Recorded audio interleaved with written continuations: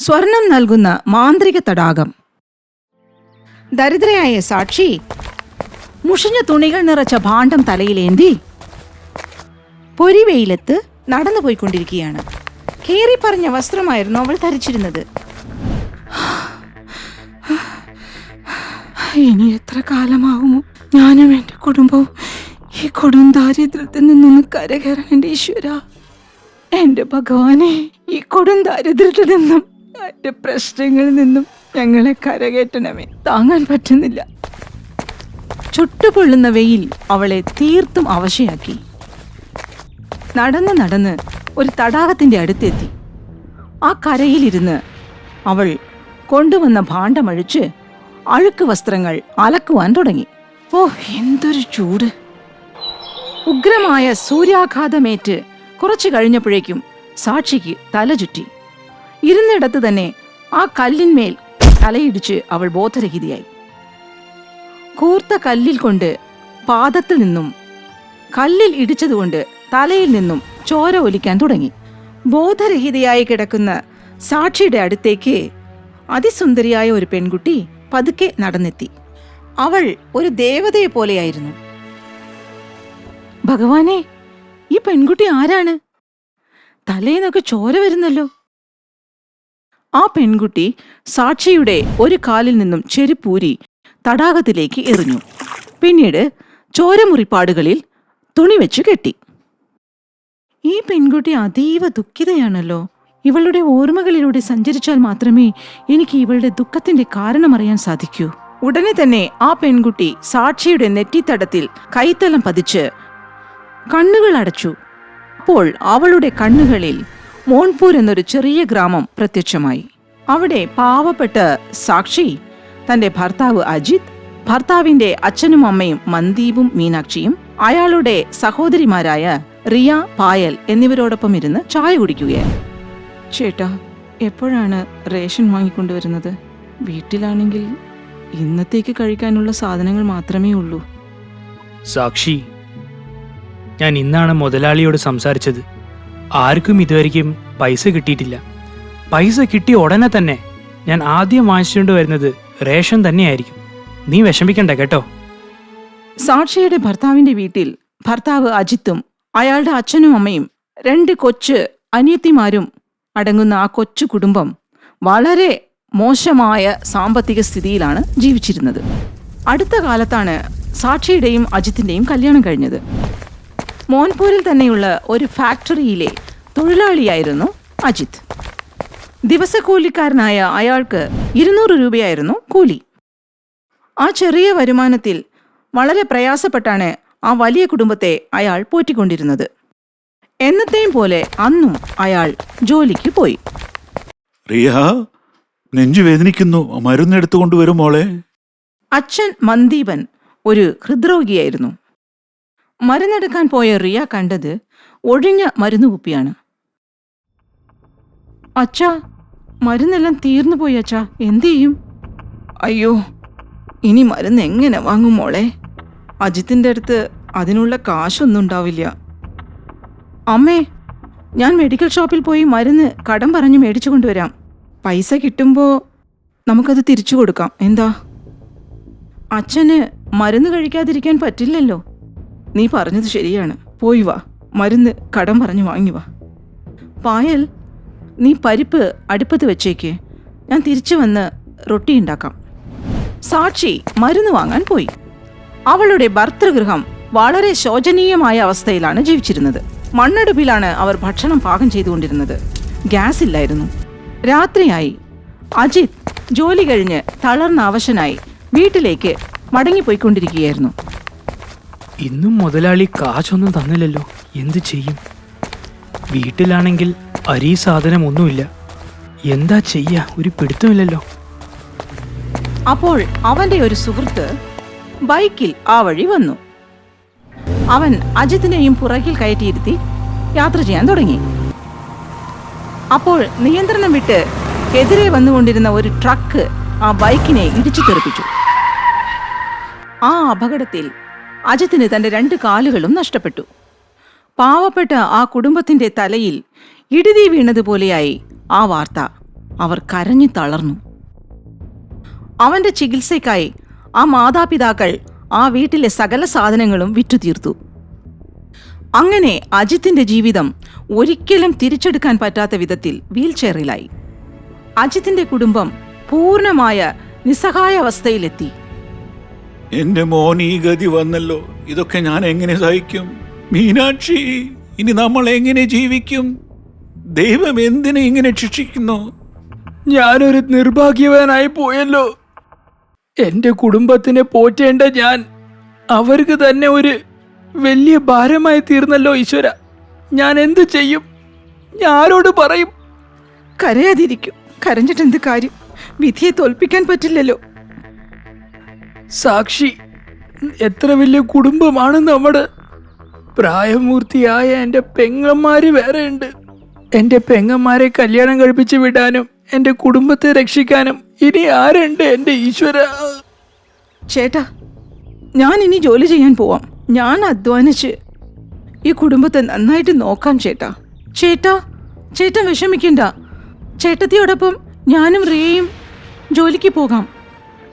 ഞങ്ങളെ കൊണ്ടാവുന്നത് ഈ കുടുംബത്തിന് ഞങ്ങൾ ചെയ്യും. നമ്മൾ ഒന്നിച്ച് അധ്വാനിച്ചാൽ എന്തും നമുക്ക് നേരിടാൻ പറ്റും. പിറ്റേ ദിവസം തന്നെ റിയയും പായലും സാക്ഷിയോടൊപ്പം ജോലി തേടി ഇറങ്ങി. കടം വാങ്ങിച്ചതുകൊണ്ട് തന്നെ റേഷൻ കടയിലും മരുന്ന് കടയിലുമൊക്കെ സാക്ഷിക്ക് ഒരുപാട് കടം കയറി. റിയയ്ക്കും പായലിനും ബൻസിലാൽ എന്ന സമ്പന്നന്റെ വീട്ടിൽ 100 രൂപ ദിവസക്കൂലി എന്നോണം വീട്ടുജോലി കിട്ടി. സാക്ഷിയാണെങ്കിലോ ആ ഗ്രാമത്തിലെ അലക്ക് ജോലി ചെയ്യാൻ തുടങ്ങി. അങ്ങനെ പ്രയാസങ്ങളോടെ ദിവസങ്ങൾ നീങ്ങി. സാക്ഷി ദിവസവും രാവിലെ തന്നെ ഗ്രാമത്തിലെ വീടുകളിൽ നിന്നും മുഷിഞ്ഞ തുണികൾ ശേഖരിച്ച് തടാകത്തിന്റെ അടുത്തെത്തും. തുണികളെയൊക്കെ അലക്കി ഉണക്കി അതാത് വീടുകളിൽ എത്തിച്ച് സന്ധ്യയോടെ തന്റെ വീട്ടിലെത്തും. ഈ അധ്വാനത്തിൽ ദിവസവും അവൾക്ക് 200 അല്ലെങ്കിൽ 300 രൂപയോ കിട്ടും. ഈ 3 പെണ്ണുങ്ങളുടെ അധ്വാനം കൊണ്ട് ആ കുടുംബം പട്ടിണിയില്ലാതെ മുന്നോട്ട് പോയിക്കൊണ്ടിരുന്നു. ഒരു ദിവസം വൈകുന്നേരം ബൻസിലാലിന്റെ വീട്ടിൽ റിയയും പായലും വീട് വൃത്തിയാക്കിക്കൊണ്ടിരിക്കുകയായിരുന്നു. ആ സമയത്ത് ആ വീട്ടിൽ ബൻസിലാലിന്റെ മകൻ രോഹനും അവന്റെ സുഹൃത്ത് രാഹുലും മാത്രമേ ഉണ്ടായിരുന്നുള്ളൂ. അവർ രണ്ടുപേരും ആ പെൺകുട്ടികളെ മോശമായ രീതിയിൽ നോക്കാൻ തുടങ്ങി. എടാ രോഹൻ, നിന്റെ വീട്ടിലെ വേലക്കാരി ഒരിക്കൽ എന്ത് ഭംഗിയുള്ളവരാടാ. അവർ രണ്ടുപേരും പതുക്കെ റിയയുടെയും പായലിന്റെയും അടുത്തെത്തി. എന്റെ സുന്ദരികളെ, നിങ്ങളെയൊക്കെ കണ്ടു കഴിഞ്ഞ് എനിക്ക് എന്തോ തോന്നുന്നു. പറയൂ, നമുക്ക് എന്താ ചെയ്യേണ്ടത്? പറയൂ. രോഹന്റെ പെരുമാറ്റം റിയയ്ക്കും പായലിനും ഒട്ടും ഇഷ്ടമായില്ല. അവരെ സ്പർശിച്ച ആ നിമിഷം തന്നെ റിയയും പായലും ആ ചെറുപ്പക്കാരെ തള്ളിയിട്ട് പുറത്തേക്കോടി. പേടിച്ച് വീട്ടിലോടിയെത്തിയ അവർ രണ്ടുപേരും കരഞ്ഞുകൊണ്ട് കാര്യങ്ങളൊക്കെ പറയാൻ തുടങ്ങി. അവന്മാരെ വെറുതെ വിടാൻ പാടില്ല. ചേട്ടാ, വിഷമിക്കണ്ട. ആ രോഹന്റെ വൃത്തികെട്ട സ്വഭാവത്തെക്കുറിച്ച് ഈ നാട്ടുകാർക്കൊക്കെ അറിയാം. ചേട്ടന് അറിയാമല്ലോ. ഒരു കാര്യം ചെയ്യാം. നാളെ മുതൽ റിയയും പായലും ആ വീട്ടിലേക്ക് ജോലിക്ക് പോണ്ട. ഇവർ രണ്ടുപേരും ഇനി വീട്ടിലിരിക്കുന്നതാണ് നല്ലത്. സൂക്ഷിക്കേണ്ട പ്രായമാണിത്. അന്നു മുതൽ റിയയും പായലും പുറത്തു പോയി ജോലി ചെയ്യുന്നത് ഇല്ലാതായി. പക്ഷേ സാക്ഷിക്ക് വെറുതെ ഇരിക്കാനാവില്ലല്ലോ. അവൾ ദിവസവും പുറത്തുപോയി അധ്വാനിച്ച് ആ വലിയ കുടുംബത്തിന്റെ മൊത്ത ഭാരവും ചുമക്കാൻ തുടങ്ങി. അങ്ങനെ ദിവസങ്ങൾ നീങ്ങവേ മീനാക്ഷിയുടെ ആരോഗ്യനില മോശമായി തുടങ്ങി. വയ്യാതായപ്പോൾ മീനാക്ഷിയെ ആശുപത്രിയിൽ അഡ്മിറ്റ് ചെയ്തു. മീനാക്ഷിയുടെ ഹൃദയത്തിൽ ബ്ലോക്കുകളുണ്ട്. എത്രയും പെട്ടെന്ന് അവർക്ക് ബൈപ്പാസ് സർജറി ചെയ്യണം. അതിനാവശ്യമായ 2 ലക്ഷം രൂപ എത്രയും പെട്ടെന്ന് ഹോസ്പിറ്റലിൽ എത്തിക്കണം. ഇതും കൂടി കേട്ടപ്പോൾ ആ കുടുംബം തകർന്നുപോയി. എന്റെ ഈശ്വര, മീനാക്ഷിയുടെ ഹൃദയത്തിന് സർജറി വേണമെന്നോ? മോളെ സാക്ഷി, ഈ 2 ലക്ഷം രൂപ നമ്മൾ എവിടെ നിന്ന് സംഘടിപ്പിക്കും? ഒരു നേരത്തെ ആഹാരത്തിന് പോലും കഷ്ടപ്പെടുന്ന നമ്മൾ ഇങ്ങനെ പ്രശ്നങ്ങളുടെ മേലെ പ്രശ്നങ്ങൾ വന്നാൽ എന്ത് ചെയ്യും അച്ഛാ? ഭാര്യയുടെ ചികിത്സയ്ക്കായി മൻദീപ് ആ കൊച്ചു വീടും വിറ്റു. അതിനുശേഷം ഒരു കൊച്ചു വീട് വാടകയ്ക്കെടുത്ത് അവർ താമസിക്കാൻ തുടങ്ങി. ദിവസങ്ങൾക്ക് ശേഷം സാക്ഷി വീണ്ടും തന്റെ അലക്ക് ജോലി പുനരാരംഭിച്ചു. ഈ കാര്യങ്ങളൊക്കെ തന്റെ ദിവ്യശക്തി മൂലം മനക്കണ്ണിൽ കണ്ടു മനസ്സിലാക്കിയ ആ സുന്ദരി പെണ്ണ് സാക്ഷിയുടെ നെറ്റിയിൽ നിന്നും കൈയെടുത്തു. അപ്പോൾ തന്നെ സാക്ഷി കണ്ണു തുറന്ന്, അല്ല, ആരാണ് നിങ്ങൾ? സാക്ഷി, ഞാനൊരു ദേവതയാണ്. നിന്റെ ജീവിതവും പ്രശ്നങ്ങളും ഒക്കെ ഞാൻ എൻ്റെ ദിവ്യദൃഷ്ടി കൊണ്ട് കണ്ടു. നീ തീരാ സങ്കടത്തിലാണ് ജീവിക്കുന്നത്. ഇത്രയും ചെറുപ്പത്തിൽ തന്നെ എത്രയേറെ ദുഃഖങ്ങൾ നീ പേറുന്നു സാക്ഷി. ഇതൊക്കെയാണ് എൻ്റെ ജീവിതം. കണ്ടില്ലേ, ഇങ്ങനെ നരകിച്ച് ജീവിക്കാനേ എനിക്ക് വിധിച്ചിട്ടുള്ളൂ. ചിലപ്പോൾ തോന്നും ഇതിനേക്കാളും നല്ലത് മരണമാണെന്ന്. എന്ത് ചെയ്യും ഞാൻ? വിഷമിക്കേണ്ട സാക്ഷി, ഈ തടാകത്തിനുള്ളിലേക്ക് ഞാൻ വലിച്ചെറിഞ്ഞ നിന്റെ ചെരുപ്പ് എടുത്തുകൊണ്ടുവരൂ. ദേവതയുടെ വാക്കനുസരിച്ച് സാക്ഷി തടാകത്തിലിറങ്ങി തന്റെ ചെരുപ്പെടുത്തു നോക്കിയപ്പോൾ അവൾ അതിശയിച്ചു പോയി. അത് സ്വർണമായിരുന്നു. ഈശ്വര, എന്താ അതിശയം! എന്റെ ചെരുപ്പ് എങ്ങനെ സ്വർണമായി? അതിശയത്തോടെ തിരിഞ്ഞു നോക്കിയ സാക്ഷിക്ക് ദേവതയെ കാണാൻ പറ്റിയില്ല. ആ ദേവത എവിടെ പോയി? ഈ അത്ഭുതം കണ്ട് സാക്ഷിക്ക് എന്തു ചെയ്യണമെന്നറിയാതെ നിന്നുപോയി. അപ്പോൾ അവളുടെ കയ്യിലുണ്ടായിരുന്ന ഒരു വളയും ആ തടാകത്തിൽ വീണു. അയ്യോ, എന്റെ വള! വെള്ളത്തിൽ നിന്നും തന്റെ വളയെടുത്ത് സാക്ഷി ഞെട്ടിപ്പോയി. കാരണം വള സ്വർണമായി മാറിയിരുന്നു. എന്ത്? എന്റെ വളയും സ്വർണമായി മാറിയല്ലോ! ഈ അത്ഭുതങ്ങളൊക്കെ എങ്ങനെ സംഭവിക്കുന്നു? എനിക്ക് തോന്നുന്നത് ഇതൊരു മാന്ത്രിക തടാകമായിരിക്കുമെന്നാണ്. ഇതിനുള്ളിലേക്ക് എന്ത് വീണാലും അത് സ്വർണമായി മാറുന്നുണ്ടല്ലോ. അതിനുശേഷം പരീക്ഷണാർത്ഥം സാക്ഷി തന്റെ കയ്യിലുണ്ടായിരുന്ന ചില സാധനങ്ങൾ തടാകത്തിലേക്ക് എറിഞ്ഞു. തടാകത്തിൽ നിന്നും തിരിച്ചെടുത്ത ആ സാധനങ്ങളൊക്കെ സ്വർണമായിരുന്നു. ഇത്രയും സ്വർണമോ? ഇതുകൊണ്ടൊക്കെ എന്റെ എല്ലാ പ്രശ്നങ്ങളും തീർന്നു കിട്ടും. ഉടനെ തന്നെ സാക്ഷി ആ സ്വർണങ്ങളും കൊണ്ട് തന്റെ വീട്ടിൽ തിരിച്ചെത്തി. വീട്ടിലെത്തിയ അവൾ അന്ന് നടന്ന അത്ഭുത സംഭവങ്ങളെക്കുറിച്ച് മാന്ത്രിക തടാകത്തെക്കുറിച്ചും പറഞ്ഞുകൊടുത്തു. അത്രയധികം സ്വർണം കണ്ട് ആ കുടുംബം സന്തോഷിച്ചു. മാന്ത്രിക തടാകമോ? സാക്ഷി, ഇനി നമ്മൾ രക്ഷപ്പെട്ടല്ലേ? ഹോ, ഇനി പൈസയെക്കുറിച്ച് ആലോചിക്കണ്ട. അതെ അച്ഛാ, അമ്മേ, നമ്മുടെ പ്രശ്നങ്ങളൊക്കെ തീർന്നു. നമുക്കും വലിയ വീട് വെക്കാം. നമ്മളെപ്പോൾ പണക്കാരായി അമ്മേ. ഇത് കേട്ട് എല്ലാവരും സന്തോഷിച്ചു. ആ സ്വർണങ്ങളൊക്കെ വിറ്റ് സാക്ഷി ആ ഗ്രാമത്തിൽ തന്നെ വലിയൊരു ബംഗ്ലാവ് വാങ്ങിച്ചു. പിന്നെ ആ ഗ്രാമത്തിൽ തന്നെ വലിയൊരു പ്രൊവിഷൻ സ്റ്റോർ തന്റെ ഭർത്താവിനും അയാളുടെ അച്ഛനും വേണ്ടി ആരംഭിച്ചു കൊടുത്തു.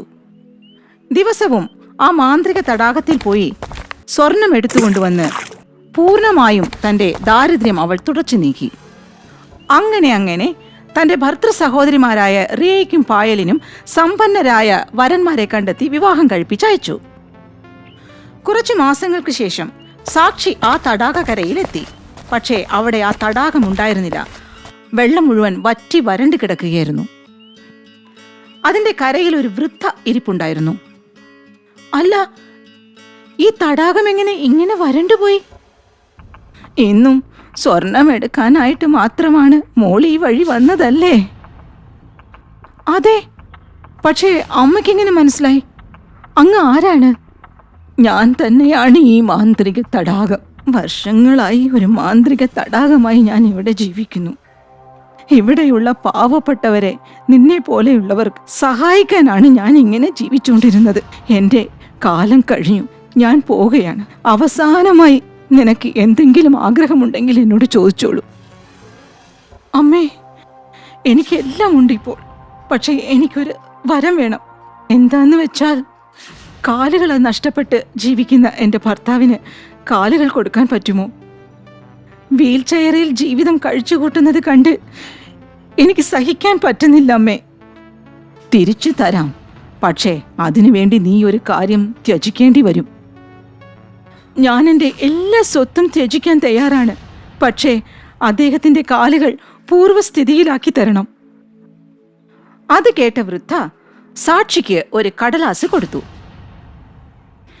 ഈ കടലാസിൽ എഴുതിയ 10 പേർക്ക് നീ തീർച്ചയായും സഹായം ചെയ്തിരിക്കണം. ഇത്രയും പറഞ്ഞ ശേഷം ആ വൃദ്ധ ദേവത അപ്രത്യക്ഷയായി. ഈ 10 പേർക്ക് സഹായിക്കുന്നത് കൊണ്ട് എൻ്റെ ഭർത്താവിന് നഷ്ടപ്പെട്ട കാലുകൾ തിരിച്ചു കിട്ടുമായിരിക്കും. ആ കടലാസിൽ എഴുതിയിരുന്ന 10 പേരുടെ വീട്ടിലേക്കും സാക്ഷി പോയി നോക്കി. അവിടെയൊക്കെ അവൾ കണ്ട കാഴ്ച അജിത്തിനെ പോലെ തന്നെ കാലുകൾ നഷ്ടപ്പെട്ട കുറേ പേരെയായിരുന്നു. ആ വീടുകളൊക്കെ പരമദരിദ്രാവസ്ഥയിലായിരുന്നു കഴിഞ്ഞു പോന്നത്. ഇതൊക്കെ കണ്ട് സാക്ഷി കരയാൻ തുടങ്ങി. ഒട്ടും താമസിയാതെ തന്നെ അവരെ സഹായിച്ച് അവരുടെ ദാരിദ്ര്യം നീക്കിക്കൊടുത്തു സാക്ഷി. പൂർവികർ പറയുന്നത് ശരിയാണ്. ഒരിക്കൽ നമ്മളെ വിട്ടു പോയതൊന്നും പിന്നീട് ഒരിക്കലും നമ്മുടെ അടുത്ത് തിരിച്ച് എത്തില്ല എന്നത് ഉറപ്പാണ്. പക്ഷേ ഞാനിപ്പോൾ സന്തുഷ്ടയാണ്. ദരിദ്രരായ ഒരുപാട് മനുഷ്യരെ സഹായിക്കാൻ കഴിഞ്ഞത് എൻ്റെ ഭാഗ്യമാണ്. ജീവിതത്തിന്റെ പൊരുളറിഞ്ഞ സാക്ഷി മറ്റുള്ളവരെ സഹായിച്ചും മറ്റും സുഖമായി ജീവിച്ചു. കർണാടകയിലെ ഒരു കാട്ടിൽ അതിസമർത്ഥനായ ബല്ലുകുരങ്ങൻ താമസിച്ചിരുന്നു. എപ്പോഴൊക്കെ തന്റെ ജീവന് ഭീഷണി നേരിടുന്നുവോ അപ്പോഴൊക്കെ സിംഹരാജാവ് തന്റെ ഉറ്റ മിത്രമാണെന്ന കള്ളക്കഥ പറഞ്ഞ് അവൻ രക്ഷപ്പെടുമായിരുന്നു. ഇങ്ങനെ കെട്ടുകഥകളിൽ ജീവിച്ചുകൊണ്ടിരുന്ന ബല്ലുകുരങ്ങൻ ഒരു ചെന്നായുടെ മുമ്പിൽ ചെന്നപ്പെട്ടു. അവൻ ശരിക്കും പേടിച്ചുപോയി. ആഹാ, ഇന്ന് ആരെ ഞാൻ കണി കണ്ട് എണീറ്റത്? എന്റെ ആഹാരം എന്റെ മുന്നിൽ തന്നെ വന്ന് നിൽക്കണല്ലോ. കുശാലായി. ഭക്ഷണമോ? ഞാനാ? ആ പരിപ്പ് ഇവിടെ വേഗില്ല മോനെ. എന്താടാ, എനിക്ക് നിന്നെ തിന്നാൻ പറ്റില്ലേ? ആരാടാ നീ? ഞാനാ? ഞാൻ സിംഹരാജാവിന്റെ ബെസ്റ്റ് ഫ്രണ്ടാണ്. നിനക്കറിയാലോ അല്ലേ സിംഹരാജാവിന്റെ പേഴ്സണാലിറ്റിയെ കുറിച്ച്? എന്ത്? നീ സിംഹരാജന്റെ ഫ്രണ്ടോ? അയ്യോ, ഞാനിത് അറിഞ്ഞില്ല. നിന്നെ കൊന്നു തിന്നിട്ട് എന്റെ ജീവിതം കൊഞ്ഞാട്ടയാക്കുന്നില്ല. കുരങ്ങച്ചൻ അവിടെയും തന്റെ തന്ത്രം ഉപയോഗിച്ച് രക്ഷപ്പെട്ടു പോയി. വഴിയിൽ വീണ്ടും അവൻ മറ്റൊരു വേട്ടമൃഗമായ ചീറ്റയെ കണ്ടു. എങ്ങോട്ടാടാ കുരങ്ങന്റെ മോനെ? നിക്കടാ അവിടെ. നീ എന്റെ അടുത്ത് എന്തെങ്കിലും പറഞ്ഞോടാ ചീറ്റേ? എടാ മർക്കടാ, നിന്നോട് തന്നെ നിൽക്കാൻ പറഞ്ഞത്. സംശയമൊന്നും വേണ്ടട്ടോ. നീ എന്തിനാണാവോ എന്നെ ഇവിടെ നിർത്തിയത്? എനിക്ക് അറിഞ്ഞാ കൊള്ളാം. നിന്നെ തിന്നാൻ വേണ്ടി. അത് ഇന്നെന്റെ പിറന്നാളാണ്. ഇന്ന് കാട്ടിലെ കേക്ക് ഷോപ്പ് എല്ലാം മൂടിയിരിക്കുകയാണ്. അപ്പോഴാ നീ എത്തിയത്. കേക്കിന് പകരം നിന്നെ വെട്ടി തിന്നാൻ പോവുക. എനിക്ക് ചിരിച്ച് വയറ് വേദനിക്കുന്നു. കോമഡി തന്നെ. ഞാൻ കേട്ടിട്ടുണ്ട് ചിലര് അവരുടെ മരണം അവരെന്നെ തീരുമാനിക്കുമെന്ന്. നിനക്ക് എന്താ ഇത്ര ധൃതി മോനെ ചീറ്റേ? എടാ പുല്ലേ, ഒന്നിനും കൊള്ളാത്ത അശ്വനി, നീ എന്നെ കൊല്ലുവോ? ഇത് നല്ല തമാശ. ഇല്ല, ഞാൻ നിനക്ക് വെറുതെ ഒരു വാർണിംഗ് തന്നതാണേ. നീ അറിയാതെ പോലും എന്നെ കൊന്നെങ്കിൽ നിന്റെ ഡെത്ത് 100% കൺഫേം ആണ്. അതെങ്ങനെയാടാ?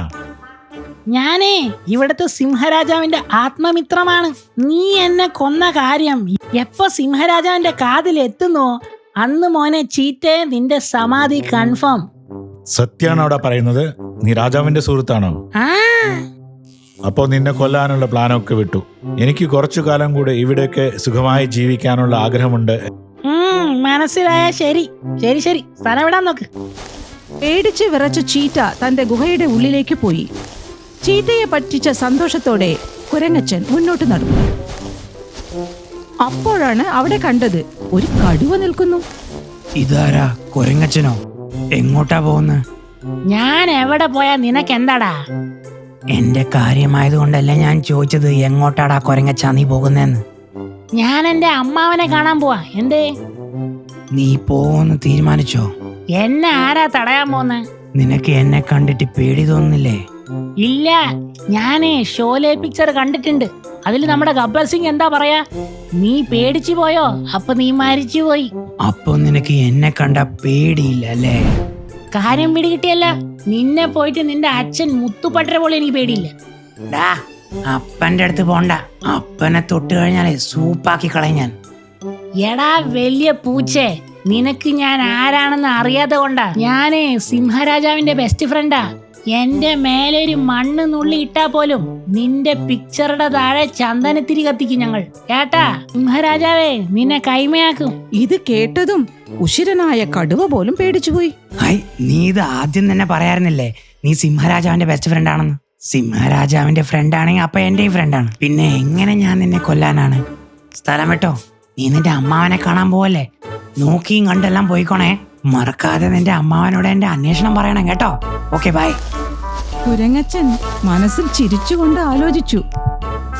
നാട് ഭരിക്കണമെങ്കിലേ ചാണക്യ സൂത്രം വേണം. പക്ഷെ ഈ കാട് ഭരിക്കണമെങ്കിലേ ഈ ബല്ലു കുരങ്ങന്റെ തന്ത്രം ഉപയോഗിക്കണം. കുരങ്ങൻ സന്തോഷത്തോടു കൂടി അവന്റെ അമ്മാവന്റെ വീട് നോക്കി നടന്നു. ആരുടെ പേര് പറഞ്ഞിട്ടാണോ ഇത്രയും കാലം കുരങ്ങൻ രക്ഷപ്പെട്ടത്, ആ സിംഹത്തിന്റെ മടയിൽ തന്നെ കുരങ്ങച്ച പോയി പെട്ടു. ഞാൻ വിശന്ന് പൊരിഞ്ഞിരിക്കുകയായിരുന്നു. എടാ കൊരങ്ങ, നീ എങ്ങോട്ടാ പോന്നെ? അവിടെ നിൽക്ക്. സിംഹത്തെ നേരിട്ട് ആദ്യമായി കണ്ടപ്പോൾ തന്നെ കുരങ്ങച്ചൻ പേടിക്കാൻ തുടങ്ങി. പക്ഷെ ആ ഭാവമൊന്നും അവൻ മുഖത്ത് കാണിച്ചില്ലട്ടോ. അവൻ ഇങ്ങനെ ചിന്തിച്ചു, എന്റെ അമ്മച്ചിയെ സാക്ഷാൽ സിംഹരാജാവല്ലേ ഇത്, എന്റെ അടുത്തുനിന്ന് എങ്ങനെ രക്ഷപ്പെടും? ആ ഐഡിയ, ഇവനെ പേടിപ്പിക്കണമെങ്കിൽ നമ്മുടെ പഴയ ട്രിക്കേ പറ്റുള്ളൂ. എന്താടാ ആലോചിക്കുന്നത്? എന്നെ കണ്ട് പേടിച്ചു വരച്ച് നിന്ന് പോയാ? നിങ്ങളെ കണ്ട് വല്ല പട്ടിയും പൂച്ചയും പേടിക്കുകയായിരിക്കും, പക്ഷെ ഞാൻ പേടിക്കില്ല. എന്ത്? എന്നെ പേടിയില്ലെന്നോ? എല്ലാവർക്കും എന്നെയാ പേടി. നിന്നെ കണ്ടിട്ട് ഞാൻ എന്തിനാ പേടിക്കണ്ടേ? ഇതെന്ത് കൂത്ത്? നിന്നെ കണ്ട് പേടിക്കേ? എടാ എന്തൊക്കെയാ പറയുന്നത്? പുലിയും കടുവയും ചെന്നായും എല്ലാവർക്കും എന്നെ കണ്ടാ പേടിയാ. പിന്നെയല്ലേ കാട്ടിലെ മൃഗങ്ങളെല്ലാം ഇവനെ കണ്ട് പേടിക്കുകയാണെങ്കിൽ ഇവനൊരു സാധാരണ കുരങ്ങനല്ല, എന്നെക്കാളും ശക്തനാണ്. ഇവന്റെ അടുത്ത് കളിക്കുമ്പോൾ നോക്കി കളിക്കണം, അല്ലെങ്കിൽ ഡേഞ്ചറസ് ആണ്. പിന്നെ സിംഹരാജാവ് കുരങ്ങച്ചനോട് പറഞ്ഞു, നിന്നെ കണ്ട മൃഗങ്ങളൊക്കെ പേടിക്കും. ഇത് നിനക്ക് തെളിയിക്കാൻ പറ്റുമോ? എനിക്കത് അറിഞ്ഞേ പറ്റൂ. അത്രയല്ലോ, അതിനെന്താ, എന്റെ കൂടെ വരൂ. സിംഹത്തിന്റെ പുറത്തിരുന്ന് കുരങ്ങനും കടുവയെ കാണാൻ പോയി. എടാ കടുവയുടെ മോനെ, പുറത്തിറങ്ങ്. സിംഹത്തിന്റെ കൂടെ കുരങ്ങനെ കണ്ട കടുവ വിസ്മയിച്ചു നിന്നു. എന്റെ അമ്മേ, ഇവൻ ശരിക്കും സിംഹരാജാവിന്റെ ഫ്രണ്ട് തന്നെയാണല്ലോ. നമസ്കാരം കുരങ്ങ ചേട്ടാ, ഞാൻ എന്തെങ്കിലും തെറ്റ് ചെയ്തോ? എടാ നീ എന്നോട് ഏതെങ്കിലും തെറ്റ് ചെയ്താൽ പിന്നെ നീ ജീവനോടെ ഇരിക്കും തോന്നുന്നുണ്ടോ? മിണ്ടാ, സ്ഥലം വിട്ടോ. ശരി കുരങ്ങച്ച. അരേ വാ, നീ സത്യമാണല്ലോ പറയുന്നത്. സിംഹരാജാവേ, നിങ്ങൾ ഈ കടുവേനല്ലേ കണ്ടിട്ടുള്ളൂ.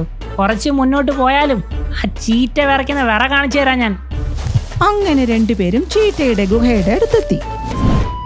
ചീറ്റേ, എടാ ചീറ്റേ, നീ എവിടെയാ ഒളിച്ചിരിക്കുന്നേ? വെളിയിൽ വാടാ. ചീറ്റ പുറത്തേക്ക് വന്നു. സിംഹത്തിന്റെ കൂടെ കുരങ്ങനെ കണ്ട ചീറ്റ പേടിച്ചു വിറച്ചു. നമസ്കാരം കുരങ്ങച്ച, എന്നെയൊക്കെ മറന്നിട്ടില്ല അല്ലേ? എടാ ചീറ്റേ, എനിക്ക് ബട്ടർ ചിക്കൻ കഴിക്കാൻ ഭയങ്കര ആഗ്രഹം തോന്നുന്നു. പറ, നീ എങ്ങനെ എന്നെ ഹെൽപ്പ് ചെയ്യാൻ പോന്നെ? ഇന്ന് വൈകുന്നേരം ഞാനൊരു കോഴിയെ വേട്ടയാടി അവിടെ കൊണ്ടെത്തിക്കാം. അതുപോരെ? പക്ഷെ നീ അവിടെ വൈകുന്നേരം കൊണ്ടുവന്നില്ലെങ്കിൽ ഞാനേ ബട്ടർ ചിക്കന് പകരം ബട്ടർ ചീറ്റയായിരിക്കും കഴിക്കണ്ടാവാ, മനസ്സിലായോ? ഈ പാവപ്പെട്ടവനെ കൊല്ലാൻ പോവാണോ? ഇന്ന് വൈകുന്നേരം ഞാൻ ചിക്കൻ അവിടെ എത്തിച്ചിരിക്കും, ഉറപ്പ്. ശരി ക്ഷമിച്ചിരിക്കുന്നു, പോയിക്കോ. വേഗമേറി ചീറ്റയ്ക്കും നിന്നെ കണ്ട പേടിയാണല്ലോ. പിന്നെ അല്ലാതെ ഞാൻ ആരാ മോൻ? ഈ വീഡിയോ ലൈക്കും ഷെയറും ചെയ്യാൻ മറക്കരുത്. നന്ദി, നമസ്കാരം. ഇത് സർ ജോണിന്റെ മന്ത്രമായ ജലങ്ങൾ പഠിപ്പിക്കുന്ന സ്കൂളാണ്. ഇവിടെ പല നാട്ടിൽ നിന്നും ആളുകൾ മന്ത്രമായ ജലങ്ങൾ പഠിക്കുവാൻ എത്താറുണ്ട്.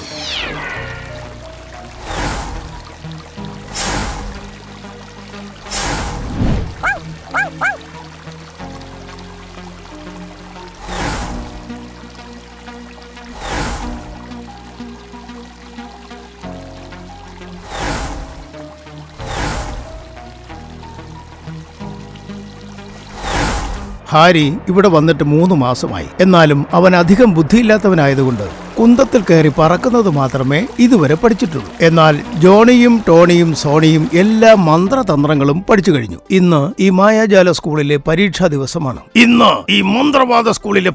ദിവസമാണ്. മന്ത്രവാദവും മായാജാലവും ഒരു തമാശക്കളിയല്ല. ഇത് ഗുരുകുല സമ്പ്രദായത്തിൽ പഠിച്ചെടുക്കുന്ന വിദ്യയാണ്. അങ്ങനെ ഇവിടെ നിന്നും വിദ്യ പഠിച്ചെടുത്ത മിടുക്കന്മാരാണ് ജോണി, ടോണി, സോണി.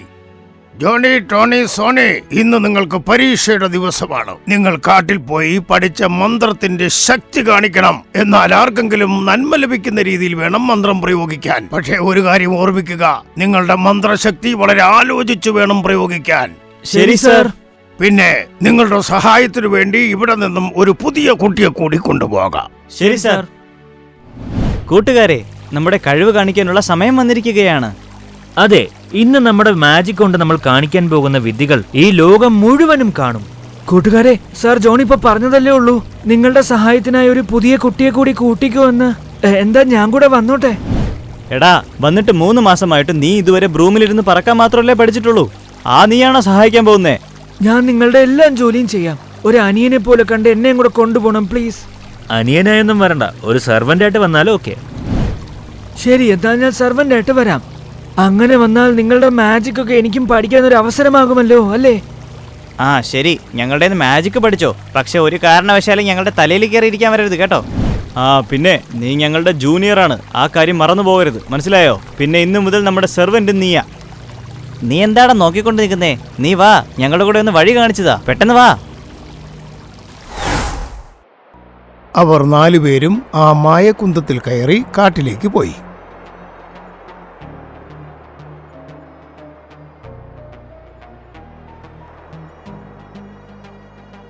മതി, ഇവിടെ ഇറക്കിക്കോ.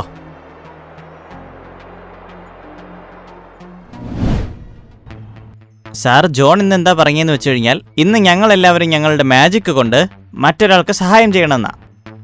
അതെ, അങ്ങനെയാണ് പറഞ്ഞത്. അതുകൊണ്ട് ഞങ്ങൾക്കിനി ആകാശത്തൂടെയല്ല പോകേണ്ടത്, താഴെക്കൂടെ സഞ്ചരിക്കേണ്ടത്. അതെ, താഴെക്കൂടെ സഞ്ചരിച്ചാലേ നമുക്ക് എന്തെങ്കിലും കിട്ടുകയുള്ളൂ. അങ്ങനെ പുതിയ മാജിക്കുകളും കാണിച്ച് അത് നമുക്ക് സാർ ജോണിന്റെ മുന്നിൽ അവതരിപ്പിക്കുകയും ചെയ്യാം. അങ്ങനെ അവർ 4 പേരും കാട്ടിലൂടെ നടക്കാൻ ആരംഭിച്ചു. അധിക ദൂരം നടന്നത് കാരണം അവർ 4 പേരും നന്നായി ക്ഷീണിച്ചിരുന്നു. അതെ കൂട്ടുകാരെ, നമുക്ക് കുറച്ചു നേരം ഇവിടെ നിൽക്കാം. എനിക്ക് നന്നായി വിശക്കുന്നുണ്ട്. എനിക്കും നന്നായി വെള്ളം ദാഹിക്കുന്നുണ്ട്. ആരെങ്കിലും എനിക്ക് വെള്ളം തരൂ. ഈ കാട്ടിൽ ഞങ്ങൾക്ക് കഴിക്കാനും കുടിക്കാനും എന്താ ഉള്ളേ? ജോണിയും ടോണിയും സോണിയും മന്ത്രവിദ്യകൾ നന്നായി അഭ്യസിച്ചവരാണ്. എന്നാൽ ക്ഷീണവും വിശപ്പും കാരണം അവർക്കൊന്നും ആലോചിക്കാൻ കഴിഞ്ഞില്ല. പക്ഷെ മന്ദബുദ്ധിയായ ഹാരി ഒരു ഉപായം പറഞ്ഞു. കൂട്ടുകാരെ, ഞാനൊരു കാര്യം പറഞ്ഞോട്ടെ? കാര്യം കാണാൻ കഴുതക്കാലം പിടിക്കണമെന്നാണല്ലോ. നിനക്ക് ഞങ്ങൾക്ക് വേണ്ടി ആഹാരവും വെള്ളവും കൊണ്ടുവരാൻ പറ്റുമെങ്കിൽ ഞങ്ങൾ നീ പറയുന്നത് കേൾക്കാം. നിനക്ക് ഞങ്ങൾക്ക് വെള്ളവും ഭക്ഷണവും തരാൻ പറ്റുമോ? നിങ്ങൾ നിങ്ങളുടെ ബുദ്ധി ഉപയോഗിച്ചാൽ മതി. നിങ്ങൾക്ക് വെള്ളവും ഭക്ഷണവും എല്ലാം ആവശ്യത്തിന് കിട്ടും. ബുദ്ധി ഉപയോഗിക്കണമെന്ന് പറഞ്ഞാൽ ഞങ്ങളെന്താ പൊട്ടന്മാരായിട്ടാണ് കാണുന്നേ? അയ്യോ, ഞാൻ അങ്ങനെയല്ല പറഞ്ഞേ. എങ്കിൽ പിന്നെ പെട്ടെന്ന് പറ, ഞങ്ങളുടെ വിശപ്പും ദാഹവും മാറ്റാൻ എന്താ ചെയ്യണ്ടേ? നിങ്ങൾക്കിപ്പോ ഭക്ഷണവും വെള്ളവുമാണ് വേണ്ടത്. അതിനുവേണ്ടി നിങ്ങളുടെ മാജിക് ഉപയോഗിച്ചാൽ പോരെ? ശരിയാ, ഞങ്ങൾ ആ കാര്യം മറന്നുപോയി. ഇനി മാജിക് ഉപയോഗിച്ച് ഞങ്ങൾ ഞങ്ങളുടെ ആഹാരം ഉണ്ടാക്കും. വെള്ളം ഞാൻ ഉണ്ടാക്കിക്കോളാം. പിന്നെ ഫ്രൂട്ട്സിന്റെ കാര്യം ഞാൻ ഏറ്റു. അത്രേ ഉള്ളൂ കാര്യം. 3 പേരും അവരുടെ മന്ത്രവും മായാജാലവും കൊണ്ട് ആഹാര സാധനങ്ങൾ വരുത്തി. അത് അവർ 4 പേരും ചേർന്ന് നന്നായി കഴിച്ചു. അതിനുശേഷം അവർ വീണ്ടും നടക്കാൻ ആരംഭിച്ചു. കുറച്ചു ദൂരം നടന്നപ്പോൾ ജോണി അവിടെ കുറെ എല്ലും കഷ്ണങ്ങൾ കിടക്കുന്നത് കണ്ടു. നിൽക്കൂ, ദേ ഇത് നോക്കൂ. ഇത് എന്തിന്റെ എല്ലായിരിക്കും? എല്ലുകൾ പലയിടത്തായിട്ട് ചിതറിക്കിടക്കുക. അതെല്ലാം ഒന്ന് ചേർത്ത് വെച്ചില്ലെങ്കിൽ നമുക്ക് ഒരു കാരണവശാലും അറിയാൻ കഴിയില്ല ഇത് ഏത് മൃഗത്തിൻ്റെതാണെന്ന്. എന്നുവെച്ചാൽ ഇതെല്ലാം നമ്മൾ ചേർത്ത് വയ്ക്കണമെന്നാണോ? അതെ, ഇതെല്ലാം എന്റെ മാജിക് ഉപയോഗിച്ച് ഞാൻ വളരെ സിമ്പിളായി തന്നെ ചെയ്യും. ദാ നോക്കിക്കോ.